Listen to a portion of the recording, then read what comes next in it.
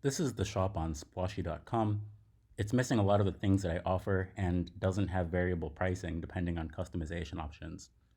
The reason is that I want to do that later. I want to show people how I designed these sites so they can do the same thing for their own sites if they want to.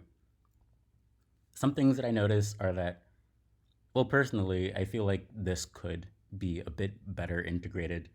There are a lot of things that don't have any clear intent about alignment, and the images don't really speak to me. These shop cards don't give a lot of information, and there isn't any incentive to participate with the structure. Seeing $200 for a lure seed doesn't let me know what it actually is, and when I click add to cart, there isn't any visual indicator that I'm actually adding something to my cart, so it doesn't feel good. When I click the empty cart button, it doesn't immediately do anything.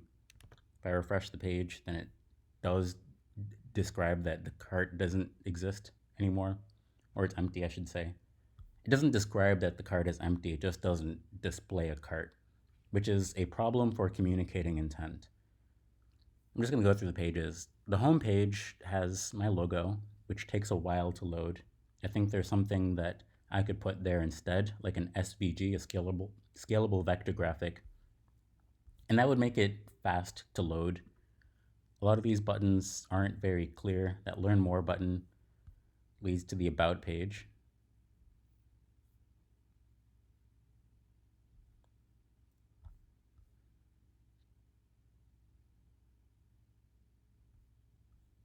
I remember that this used to be a scrollable region. I don't think that it is anymore. I'm kind of curious about some of these interactions.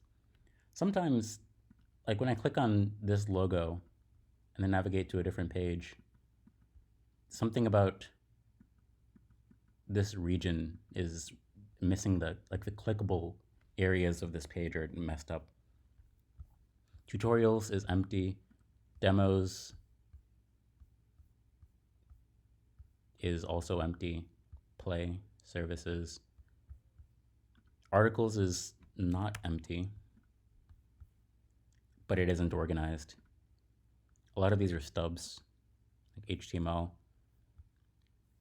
I think if I click on the paragraph tag, interesting. I didn't realize there was actual content here. So that, I don't know, I appreciate that. Resume, most people aren't going to care. This is an option. I can send this to people, and so I should probably keep it on my site. It's just that most people aren't going to actually care. And this job search, I don't know if it's something that people are going to be interested in. There are a few sites that I've made that I've listed here, and I kind of like the way that this is laid out, to be honest. So I'm going to try to make this structure a bit more ubiquitous across the sites. Recipes, I'm excited for this. This is going to be different components that I combine together to create interesting combinations. And we're back to the shop. So the things that I want to do with this are actually connected to ChatGPT. Let's see if I can go there.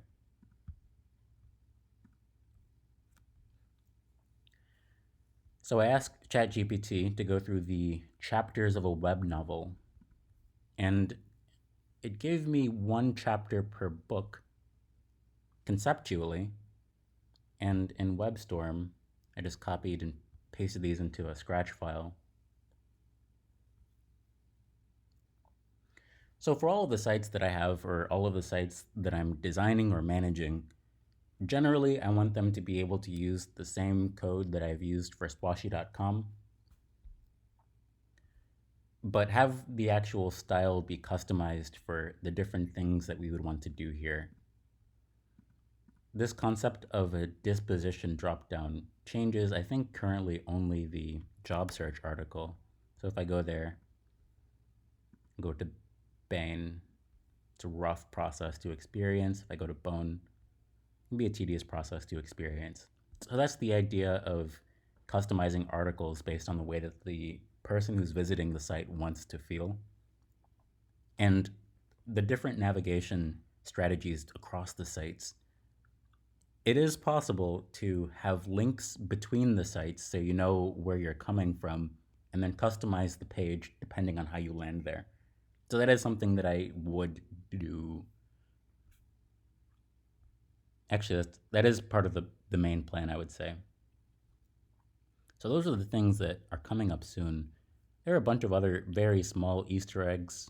Like if you click on these, then they sometimes change parts of the site. That changes it to hunk.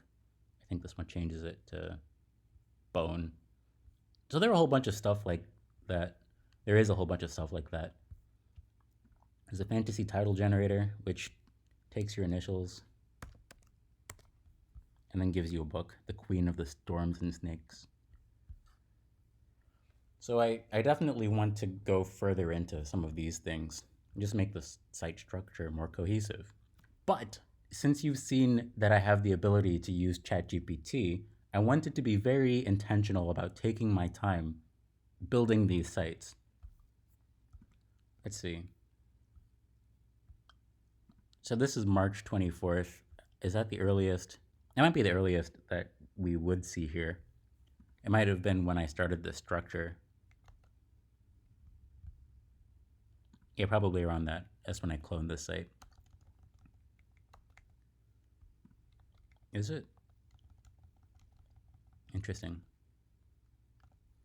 Yeah. So this has been in progress for a while. Um, the original code for all of these, I think I started a few years ago, and I've just been pruning it. This is on my GitHub as I think front end repository or something like that. So yeah, basically, since we have the ability to generate content, a lot of the content that we see, we are going to wonder, is this actually representative of a person's voice, or is this just something that's, I don't know, like just something to fill the space? This video is 7 minutes long, and so I don't know exactly how people feel about their time. Actually, that's a good reason to end the video here. I'm going to.